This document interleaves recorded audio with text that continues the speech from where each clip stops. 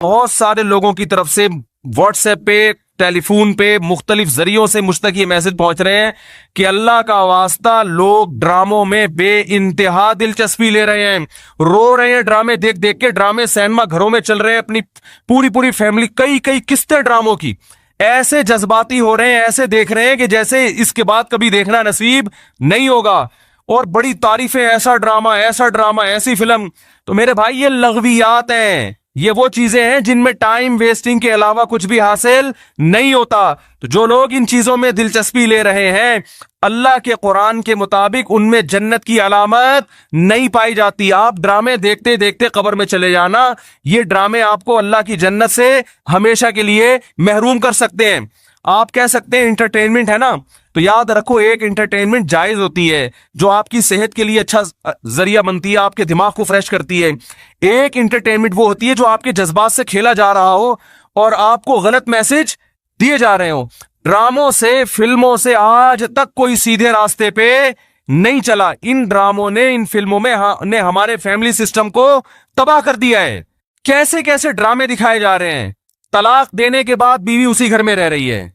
आप बताओ, जब हमारी बच्चियां ये चीजें ड्रामों में देखेंगी तो तलाक का जो इस्लाम ने कॉन्सेप्ट दिया उसका वो तबाह हो जाएगा कि नहीं हो जाएगा। बार बार ड्रामों में हलाला दिखाया जा रहा है, हलाला। तो क्या मैसेज जाएगा उन जवान लड़कियों और लड़कों को जो ये सब चीजें देख। मुझे एक बात बताओ, मेरे एक दफा बयान शुरू हुए, कुछ वक्त मैंने तलाक का जायज तरीका बयान किया था, इस्लाम में जायज तरीका किया है। मैंने 2-3 किस्तें रिकॉर्ड करवाई, कंप्लीट किया, उसके बाद 1 साल तक मौजू नहीं छेड़ा। लोगों ने मुझे कहा दोबारा, मैंने कहा नहीं, क्योंकि एक चीज को जब बार बार लोग सुनते हैं तो चाहे वो सही सेंस में भी सुने, उनकी नजर में वो चीज हल्की हो जाती है। मैंने कहा बार बार एक टॉपिक छेड़ूंगा तो ऐसा ना घर में तलाकें शुरू हो जाएं। समझ में आ रही है बात? ओ भाई, एक चीज किताब की हद तक के शरीयत ने बता दी, एक दफा बता दी, बार बार उसी को, तो क्या होता है, आप एक चीज को बार बार जब सुनोगे तो जो चीज इंसान बार बार सुनता है जबान पर वो हल्की हो जाती है। मैंने कहा इससे घरों में तलाक का रेशो बढ़ने का खतरा कम नहीं होगा, एक चीज को बार बार रिपीट किया जाए। तो बताओ, ड्रामों में बार बार तलाक दिखाई जा रही है कि नहीं दिखाई जा रही है? फला की फड्डा हुआ, उसने उसको तलाक दे दी, डिवोर्स पेपर भेज दिए, वो तलाक दे, उसने वहां शादी कर ली, उधर तलाक ले ली, उधर आ गई, वो हलाला हो गया, फलाना हो गया, ढिमकाना हो गया। जब ये चीजें घरों में चलेंगी, आपको कितना ही अच्छा ड्रामा लगे, तो याद रखो आपकी नस्लें तबाह हो जाएंगी। माए बच्चियों को सिखाती थी, बेटा डोली जा रही है तो अब जनाजे की खटोली आएगी वापस। बताते थे नहीं बताते थे? हम तो बचपन में सुनते थे, भाई डोली जा रही है अब जनाजे की खटोली आएगी, तलाक लेके नहीं आना। हाँ, जहां जायज तलाक है हम तो कहते हैं कि वो जायज है, उसमें इतना जुल्म जायज नहीं है कि बच्ची को बेड़ा गर्क कर दिया फिर भी आप अलग। लेकिन उसूल तो यही है ना कि ये बुरी चीज है। जब बार बार कल्चर में ये चीज दिखाई जाएगी, शौहर ने थप्पड़ मारा बीवी को, वो अदालत चली गई खुला लेने के लिए। हर घर में थप्पड़ भी होता है, हर घर में गाली गलौज भी होता है, ये तो नॉर्मल चीज है। थप्पड़ मारना सही नहीं है, अच्छा काम नहीं है कि शौहर बीवी पे हाथ उठाए, लेकिन सब कुछ होता है घरों के अंदर, वो बाद में सब सेट हो जाता है। लेकिन ड्रामों में जब दिखाया जाएगा शौहर ने बीवी पे थप्पड़ उठाया, हाथ उठाया और वो चली गई अदालत से खुला लेने, तो कल किस मर्द ने गुस्से में किसी औरत पे हाथ उठा लिया तो अदालत का दरवाजा नहीं खटखटाएगी क्या? उस थप्पड़ की तलाफी 100 दफा हो सकती है, मर्द मना सकता है, लेकिन अदालत से जब डिवोर्स होगी उसकी तलाफी नहीं होगी। मर्द के दिल में नफरत पैदा होगी, इससे मुझसे तलाक क्यों मांगी, क्यों गई है डिवोर्स लेने के लिए, बच्चे तबाह बर्बाद हो जाएंगे। तो इन ड्रामों से फैमिली सिस्टम को जोड़ा नहीं जा रहा, जोड़ के नाम पे तोड़ा जा रहा है। और मैंने अपने दोस्त से पूछा, मैंने कहा ये चीजें तो फिल्मों में पहले ज्यादा दिखाई जाती थी, तो ड्रामों पे इतना शोर क्यों? उन्होंने बड़ी पॉइंट की बात की। उन्होंने कहा कि फिल्मों में जो चीजें दिखाई जाती हैं वो नॉर्मल माहौल से हटकर होती हैं। ड्रामे का मतलब ये होता है कि जो घरों में हो रहा है वो दिखाया जाए, इसको लोग ज्यादा अडॉप्ट करते हैं।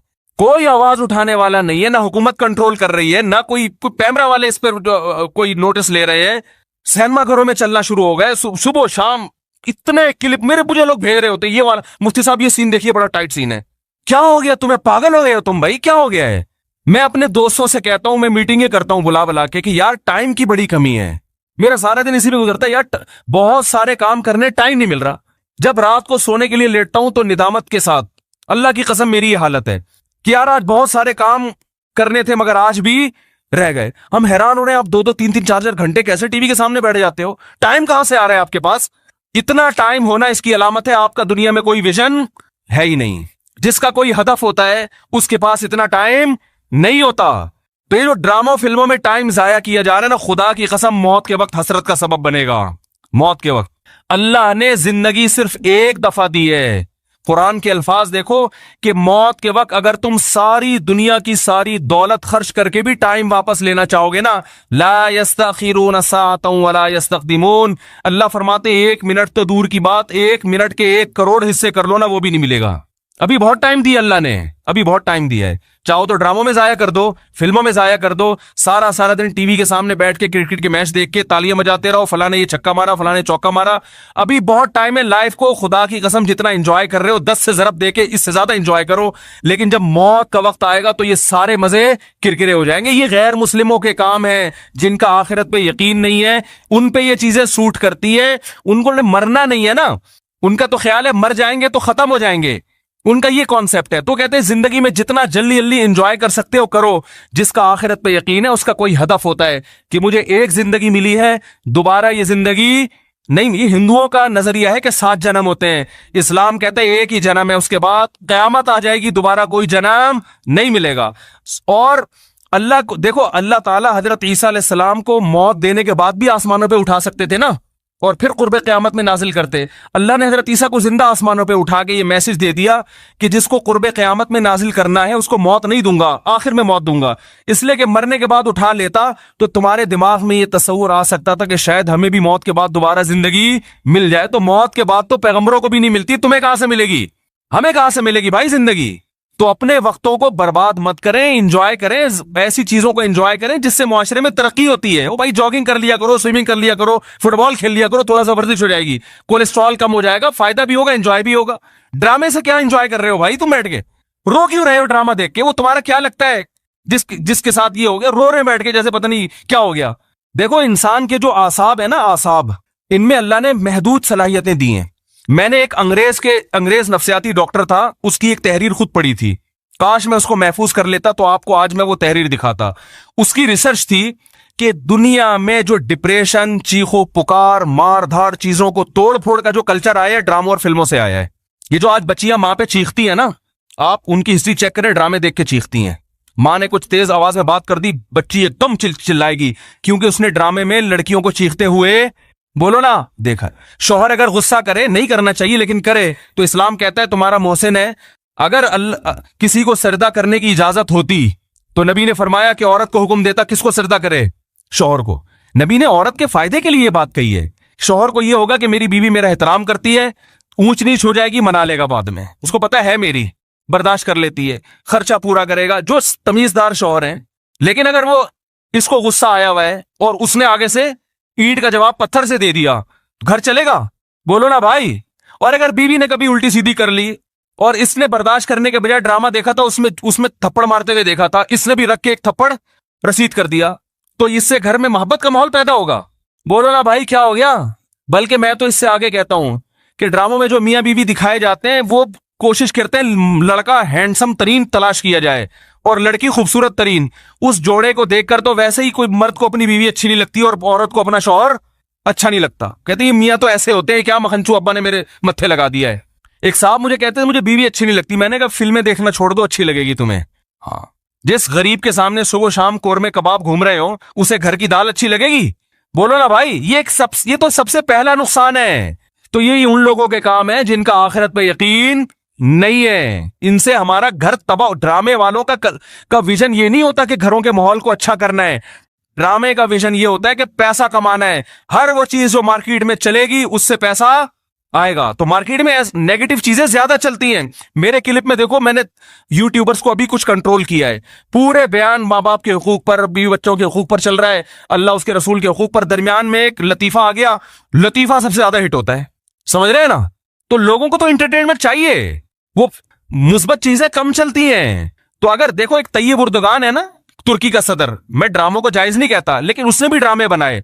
मैं नहीं कहता कि वो देखना जायज है, लेकिन फिर भी एक विजन तो रखा ना उसने जहन में कि खिलाफत उस्मानिया का सही तस्वुर दिखाना है, फैमिली सिस्टम को जोड़ना है।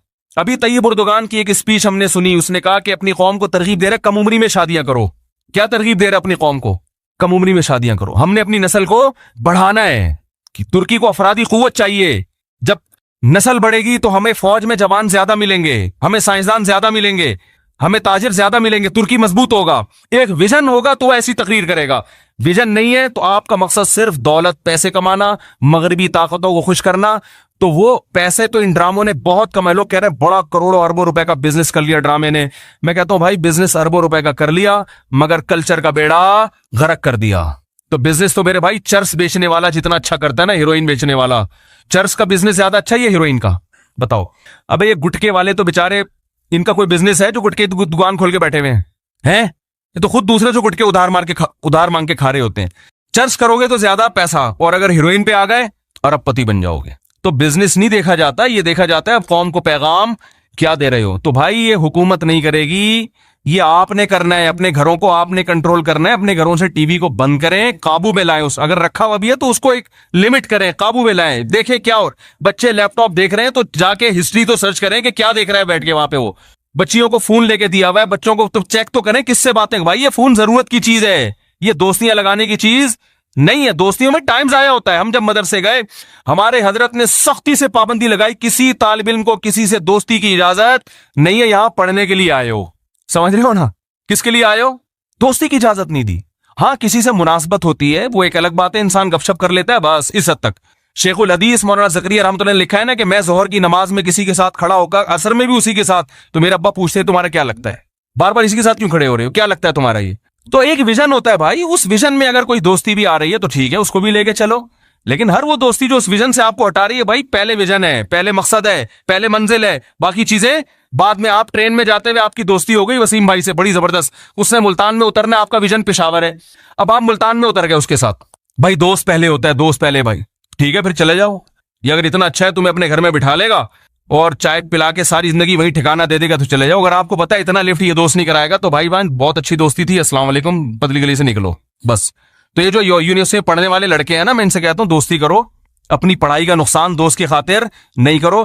क्योंकि जब तुम्हारे पास पैसा नहीं रहेगा ना, जो दोस्तों पे तुम टाइम जाया कर रहे हो, तो पैसा तो जाएगा, दोस्त भी चले जाएंगे साथ में। ये दोस्त भी जब तक हैं जब तक पैसे हैं, ठीक है ना। जब तुम खुद इनसे कर्जा लोगे, यार पान के पैसे दे दे, गुटखे के पैसे दे दे, तो जो जिगरी दोस्त है ना, जो तुम्हारे लिए आसमान से सितारे तोड़ के ला रहा था, सबसे पहले तुम्हें देख के रास्ता वही चेंज करेगा। वो गली में देखेगा वो जिगरी दोस्त आ रहा है, बोलेगा इधर निकल ले यार, क्योंकि उधर जो आ रहा है वो जिगरी नहीं है, उसको बर्दाश्त कर सकता हूं, इसको बर्दाश्त नहीं कर सकता। तो जब कुछ काम के बन जाओगे, दोस्तियां तो तुम्हारी तरफ दौड़ के आएंगी। समझ रहे हो कि नहीं समझ रहे? फिर तुम्हारे पास लिफ्ट कराने का टाइम नहीं होगा। तो अपने आप को कुछ बना लो मेरे भाई। ड्रामों में टाइम जाया नहीं करो, फिल्मों में टाइम जाया नहीं करो। ये तो कमाने के धंधे, इनको कमाने दो। तुम अपना पैसा इन पे क्यों खर्च कर रहे हो भाई? तुम किसी और चीज पे खर्च करो यार। ये जो मैंने ड्रामों फिल्मों की बात कर रहा हूं कि लोग टाइम जाया कर रहे हैं, देखो टाइम जाया करने की दो किस्में होती हैं। कुछ तो हमारे नौजवान छड़े छाट होते हैं जो सिर्फ इसलिए फुहश फिल्में देखते हैं अपनी यानी हराम ख्वाहिश को पूरा करने के लिए। इनको आदत पड़ जाती है, लत पड़ जाती है। इनको मैं कहता हूं भाई चलो गुनाह हो गया, तौबा का दरवाजा खुला हुआ है, उसमें पढ़ते ना चले जाओ। तौबा की कोशिश करो। तौबा कर ली, फिर तौबा टूट गई, दोबारा तौबा करो, 10 बार तौबा करो।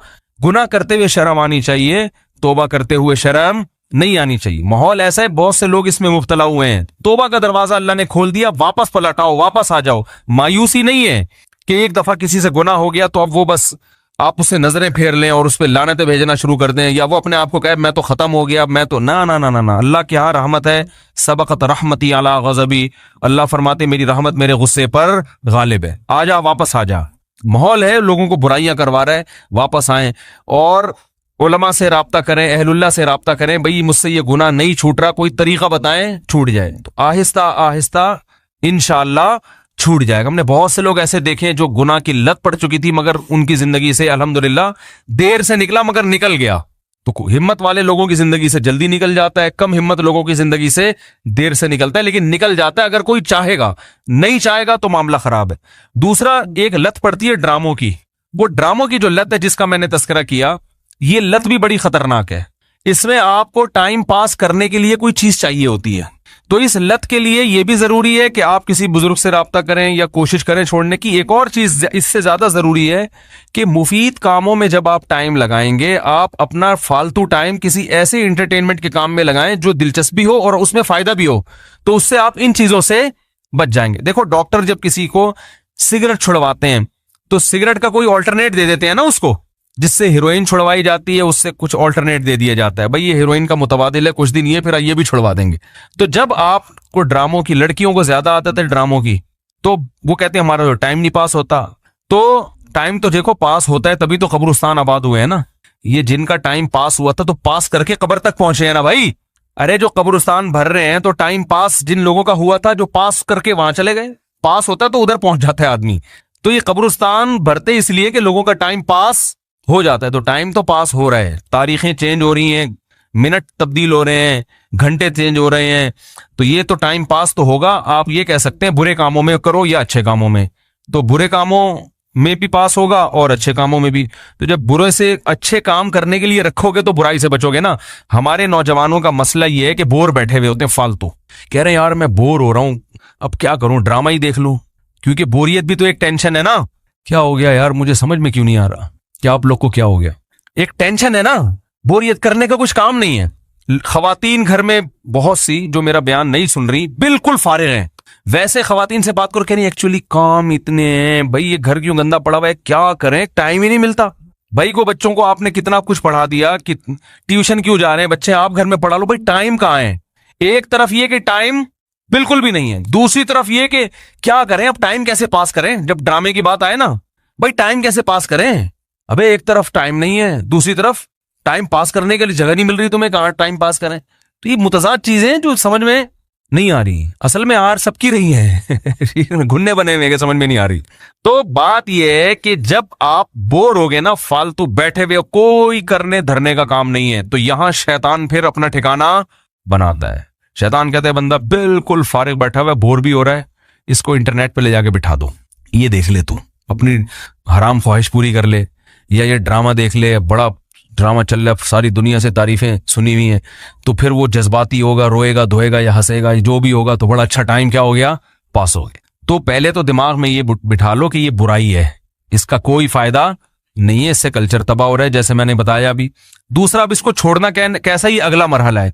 तो छोड़ने का पहला स्टेप ये है कि भाई कोई मुफीद काम तलाश कर लो। जब कोई हदफ बनाते हो मैंने ये करना है, तो फिर हर वो चीज जो उस हदफ में रुकावट बनती है, उस इंसान उसको साइड पे लगा देता है। तो वो हदफ कैसे बनाया जाता है? पहली बात तो ये तो हर मुसलमान का एक हदफ तो बना हुआ है, आखिरत की तैयारी, ये तो हर एक का है। उसके बाद छोटे छोटे हदफ भी होते हैं, भाई मैंने एमएससी करना है, मैंने पीएचडी करना है, मैंने एक नया, और चलो रक्षा चला रहा हूं तो मैंने एक ऐसा रक्षा और खरीदना है, क्या ख्याल है ठीक है ना, कुछ भी हदफ हो सकता है। मैं टमाटर बेच रहा हूं तो यार मेरी एक के बजाय 2 रेडियां हो जाए तो अच्छा नहीं है, क्या ख्याल है। तो कुछ सोचेगा बैठ के। अब जब आपको आधा मसला तो इसी से हल हो जाएगा इंशाल्लाह। अगला रह जाएगा कि बहुत सारे मुफीद काम होते हैं लेकिन दिल नहीं लगता इंसान का उसमें। तो उसका तरीका यह है कि फिर अगर आप बोर हो भी रहे हैं ना, तो बोरियत दूर करने का कोई ऐसा तरीका तलाश कर लो कि मजेदार भी हो और बोलो ना भाई फायदेमंद भी हो। नहीं आ रही बात। मीठा खाने का जिन लोगों को शौक है बहुत ज्यादा, मैं कहता हूं फिर शहद खा लो, मीठा भी चला जाएगा और फायदा भी बहुत होगा। आप कह सकते हो शहद की अब आदत नहीं रही है, तो जैसे चीनी की आदत थी जब पैदा हुए थे, तो क्या माँ के पेट में चीनी कोई खिला रहा था? वो भी तो अम्मा ने आदत डाली ना। तो जैसे खाने से चीनी की आदत पड़ गई, तो शहद खाने से कुछ दिनों में चीनी गंदी लगेगी, शहद अच्छा लगने लगेगा। तो माहिरीन कहते हैं 21 दिन तक किसी चीज को मुसलसल किया जाए तो इंसान यूज टू हो जाता है, उससे वहशत खत्म। तो जो चीनी छोड़ना चाहते हैं ना, उनको मैं कहता हूं 21 दिन शहद खाओ, 21 दिन के बाद चीनी गंदी लगेगी, शहद अच्छा लगना शुरू हो जाएगा। तो 21 दिन तो कंट्रोल कर लो ना भाई, पूरी जिंदगी तब्दील हो रही है। अब आप कह सकते हैं शहद के पैसे नहीं है, तो फिर जिस चीज के पैसे हैं वो खाना शुरू कर दो ठीक है ना, गुड़ खा लो। तो वो तो एक अलग, ये सोच लो, जिस टाइम पे ड्रामा देखते हैं ना उस टाइम पे बैठ के ये सोच लें कि कितने पैसे हैं और इसका अल्टरनेट क्या कर सकता हूं मैं, तो ये सोचने में टाइम लगाएं। फिर भी मैं कहता हूं जायज एंटरटेनमेंट की तरफ आ जाओ। जायज भी बहुत सारी चीजें जो ड्रामे से ज्यादा आपको एंटरटेन भी करेंगी और आपकी जहनी तफरीह का सबब भी बनेंगी। घुड़सवारी कर लो, पिकनिक, बेगम को गाड़ी में बिठाओ, या गाड़ी नहीं है तो रक्षा लो, नहीं तो पैदल निकल लो, अगर रक्षे के पैसे भी नहीं है। बीवी बच्चों को लेके कहीं चले जाओ यार घूमने फिरने।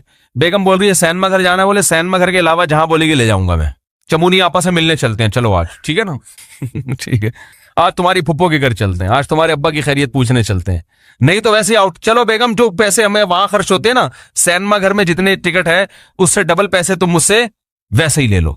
लेकिन ये वो इतनी आजकल बेगम में मालदार हो गई है, खुद जॉब करेंगे, ये तो हमें इन चीजों की। मैंने एक वो बयान किया था कि अगर मर्द बीवी पे कभी गुस्सा करता है तो उसकी तलाफी भी हो सकती है, अदालती खुला में हो मामला चला गया तो तलाफी का दरवाजा बंद। तो मैंने कहा जैसे कभी गुस्से में ये कर दिया वो कर दिया, तो चलो यार आज बेगम को पिज़्ज़ा खिला दें। उस पर खातून ने लिखा था ये पिज़्ज़े वीज़े हमारे लिए कोई वैल्यू, मैं तो हर तबके में बयान कर रहा हूँ ना, गरीबों में भी अमीरों में भी। तो वो जो अमीर खातून है उनके लिए तो पिज़्ज़े की कोई वैल्यू, वो कहें तू बता तूने कितने पिज़्ज़े खाने हमसे बता, है भाई। तो हर चीज हर एक के लिए नहीं होती, वो तो गरीबों के लिए था ना, बेचारों के लिए, उनके लिए तो बेचारे गरीब आदमी के लिए तो बर्गर पिज़्ज़े की बड़ी वैल्यू, उसकी जेब में पैसे कहाँ होते हैं। तो उन खवातीन को ये नहीं इतना ख्याल हुआ कि ये ताना देने के बजाय आप ये सोचो कि मुफ्ती साहब का बयान हर तबका सुनता है, तो खाम खामे ताना देना ये तो तकब्बुर है ना, ये अल्लाह को पसंद नहीं है। तो इसकी तलाफी हो सकती है, स्विमिंग सीखो, घुड़सवारी सीखो, कराटे क्लब में एडमिशन ले लो, जिम जाया करो, डंट वंट पेला करो वहां बैठ के, ठीक है ना, फिर खाओ पियो जान बनेगी, जॉगिंग करो। इनमें अल्लाह ने खुदा की कसम ज्यादा मजा रखा है। हमें याद है जिस दिन हम सुबह अच्छी तरह जॉगिंग करें, सारा दिन ऐसा हंस खेल के गुजरता है कि मजा आता है। उस वक्त तो आदमी को तकलीफ होती है क्या हो रहा है, सांस फूल रहा है। इन चीजों में ज्यादा लज्जत रखी है अल्लाह ताला ने। अल्लामा इब्न हज़म एक बहुत बड़े मुहद्दिस हैं, उनको जेल हो गई थी हुकूमत में, तो वो ना जेल में कैद थे, तो एक इल्मी मसला सोच रहे थे हल करने के लिए, वो हल हो नहीं रहा था, जेल में टाइम बहुत होता है ना। तो वो उन्होंने अपनी तारीख में लिखा है कि जब क्या हुआ कि सुबह ना अल्लाह ने मेरे दिल में वो मसले का जवाब डाल दिया और वो मसले की तहकीक हो गई। कहते हैं इतने में कैदी वो जेल का जो दारोगा है वो आया, उसने कहा कि आपकी रिहाई का फैसला कर दिया है। कह रहे मुझे समझ में नहीं आ रहा था, मुझे रिहाई की खुशी ज्यादा हो रही है या जो मेरा इल्मी मसला हल हुआ उसकी खुशी ज्यादा हो रही है। तो इल्म का ज़ौक़ एक दफा इंसान पैदा कर ले, किताबों से मुनासबत पैदा कर ले, तो ड्रामों की लज्जत बोलो भाई भूल जाएगा। जिनका दिमाग रिसर्च करने वाला होता है ना, उनको रिसर्च में मजा आता है। हमें अपना पता है, हम जब किसी मसले पे बैठ के रिसर्च कर रहे हो ना और उसमें फिर वो तहकीक होती चली जाए, इतनी खुशी होती है कि क्या बताऊं मैं, ऐसा मजा आता है यार, खानदानी काम हो गया आज, ठीक है ना। तो मुफीद चीजों में दिलचस्पी लेंगे तो पैदा होगी ना। देखो जब ये Pepsi company, Pepsi Coca Cola तो चल रही थी, जब ये ड्यू नई नई आई है ना, जब ये हमें याद है बचपन में जब ये ड्यू आई ना, ड्यू जो है ना कोल्ड ड्रिंक, तो ये कंपनी वाले फ्री में बांट रहे थे। तो मैंने किसी से पूछा, मैंने कहा यार ये फ्री में क्यों बांट रहे हैं? उन्होंने कहा टेस्ट गेन करने के लिए। पहली दफा में कोई अपने पैसों से नहीं खरीदे, पहले चस्का डालो, पहली दफा में तो ऐसा लगेगा खांसी का शरबत है क्या है, जब फ्री में तो पी लेता है इंसान, खांसी का शरबत भी पिलाओगे ना, हमारी कौम को फ्री की माशाल्लाह ऐसी आदत है, तेजाब पिला दोगे वो भी पी लेगी, वो जो फ्री में मिल रहा है ना, तो बशर्ते कि उससे इलाज भी फ्री में हो रहा हो। तो वो मैंने पूछा लोगों से ये क्या हो रहा है, उन्होंने कहा असल में टेस्ट को ना गेन करना पड़ता है। जो चीज कभी ना खाई हो तो आहिस्ता आहिस्ता खा के फिर उसका चस्का लगता है। तो कंपनियां पहले ये चाय जब आई ना हिंदुस्तान में तो फ्री में बांटती थी, गोरों की कंपनियां फ्री में चाय बंटती थी, लोग शुरू में तो मुंह बना बना के पीते थे, उसके बाद ऐसा चस्का लगा, रोटी खत्म हो जाए लोग पागल नहीं होते, चाय ना मिले पागल हो जाएंगे, रोडों पे निकल आएंगे। तो ये हाल हो गया है। तो भाई जब चाय जैसी चीज और ड्यू जैसी चीज जो सेहत के लिए 100% नुकसानदेह है, उसके चस्के लग सकते हैं, तो अच्छी चीजों में चस्का नहीं लग सकता क्या? तो कुछ दिन किताबों में जाओ, किताबें पढ़ना सीखो, मुताला करना सीखो, सीरत को पढ़ो, कुरान की तफसीर पढ़ो, उलमा के बयानात सुनो, मुख्तलिफ टॉपिक पर रिसर्च करो, या आप किसी शोबे में हो, यूनिवर्सिटी में हो, फिजिक्स केमिस्ट्री आपका टॉपिक है, उसमें जाके कुछ खुद भी रिसर्च कर लिया करो कभी बैठ के, ठीक है ना। तो आहिस्ता आहिस्ता आपको रिसर्च का ज़ौक़ पैदा होगा। जब पैदा होगा तो भाई फिर ऐसा मजा आएगा कि ये ड्रामे फिल्मों की लज्जत भूल जाओगे आप। तो इसका अपना चस्का है। गालिबन अल्लामा नवाज शाह कश्मीरी रहमतुल्लाह अलैह का वाक़या है, वो बीमार थे तो मुताला कर रहे थे, तो हजरत मुफ्ती मोहम्मद शफी साहब रहमहुल्लाह उनके पास गए, उन्होंने फरमाया बीमारी में आप ऐसा पढ़ रहे हैं? तो उन्होंने कहा भाई देखो बीमारी में मरीज को क्या चाहिए, सुकून चाहिए ना। कहा हाँ। तो कहा मुझे मुताले में सुकून मिलता है, मुझे सुकून अल्लाह ने किस में रखा है? मुताला करने में, स्टडी में सुकून है मेरा। तो जब किसी चीज की आदत डालोगे ना तो इंशाअल्लाह आदत बढ़े। आप कह सकते हो कि स्टडी करना आती नहीं है हमें, बाज लोग ऐसे हैं जिनकी इंग्लिश या उर्दू अच्छी नहीं है, तो इंग्लिश या उर्दू अच्छी कर लो, कोई टीचर आए कर लो, किसी इंस्टीट्यूट में एडमिशन ले लो, यार मुझे उर्दू किताबें नहीं समझ में आ रही है, मुझे इंग्लिश नहीं समझ में आ रही, तो मैं पढ़ लूँ। तो जब सीख जाओगे तो ऐसे ऐसे लोगों को हम जानते हैं, रक्षा चलाते थे, एक लफ्ज नहीं आता था, तो उनको किसी ने गाइड किया कि यार ये सीख लो, ऐसी इंग्लिश फटफट बोल रहे आदमी हैरान हो जाए, ये रक्षा चलाता था इंग्लिश देखो माशाल्लाह। फिर उर्दू ऐसी खानदानी के मिर्जा गालिब भी आए तो हैरान हो जाए, यार ये क्या हो गया। तो हर चीज सीखने से भाई, जब रक्षा चलाना भी तो सीखा है ना, इसका मतलब सीखने के मैनर्स आपने मौजूद हैं, तो कहीं भी कुछ भी सीखोगे। इंसान में बड़ी फ्लेक्सिबिलिटी है। देखो यूट्यूब पे मैं कभी कभी जापानियों की कलाबाजियां देखता हूँ, चाइना और जापानी ना ये कलाबाजियां, ये उधर से आ रहा है उधर से ये घुमा गया, आदमी हैरान होता है ये इंसान है, बंदर है, क्या है ये, लंगूर है क्या है। तो क्या उसने सीखा ना, तो सीख के आदमी पता नहीं क्या क्या बन जाता है भाई सही है ना। तो हम तो ये लंगूर की तरह उछलने कूदने को अच्छा नहीं समझते, कि सीखना था तो कोई और कुछ सीख लेता। खलीफा हारून रशीद के दौर में एक आदमी ने कहा कि मैं ऐसा निशाना लेता हूं, वो ना सुई को ना तीर की तरह फेंकता था और सुई के नाके से गुजार देता था, सुई के नाके, इतना निशाना था। हारून रशीद ने कहा इसको 10 दिरहम भी दो और 10 चित्रौल भी लगाओ इसके।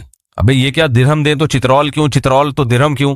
उसने कहा दिरहम तो इसलिए दे रहा हूं कि मेरे दरबार में आया है, अपनी कलाकारी दिखा के उम्मीद लेके आया कि पैसे मिलेंगे, तो बादशाह के लिए ये अच्छा नहीं है कोई उम्मीद लेकर आए और उसको पैसे ना मिले, हमारी सखावत के ये खिलाफ है, तो पैसे मिलेंगे। चित्रौल इसलिए कि तू कमबख्त इतनी तूने मेहनत की होगी इसमें, तो इतना निशाना ठीक करने की तुझे जरूरत क्या थी। जंग में इतने इतने निशाने की, इतना होता है ना खोपड़ी में जाके लग जाए, बस इतना काफी होता है।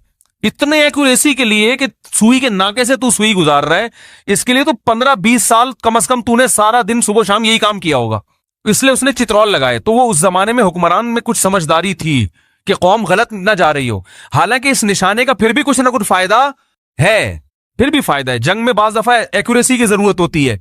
आज जो चीजें सीखी जा रही हैं, उधर से वो पता नहीं क्या क्या कर रहे हैं, रस्सी टाप रहा है वो ना, रस्सी टाप टाप के 1 सेकंड में इतनी दफा टाप लेता है, तो क्या इससे कौम को क्या फायदा होगा। ब्लेड खा लेता है, यूट्यूब पे एक देगा ब्लेड खा के निकल लेगा, लोग तालियां माशाल्लाह ब्लेड खा रहा है भाई। तो हमारी हुकूमत आई तो भाई हम तो सबसे पहले चित्रौल लगाएंगे कि यार तू ब्लेड खा के तू कुछ और काम कर ले। तो देखो अंग्रेज को फॉलो मत करो, वो बड़े कलाबाजियां कर रहे हैं, ये कर रहे हैं, ये कर रहे हैं, उनका तो दुनिया का कोई मकसद ही नहीं है ना, वो यूं उछल रहे हैं, यूं कूद रहे हैं, उनके जो करने के काम है वो तो फॉलो कर नहीं रहे, जो उन्होंने अच्छे काम किए हैं।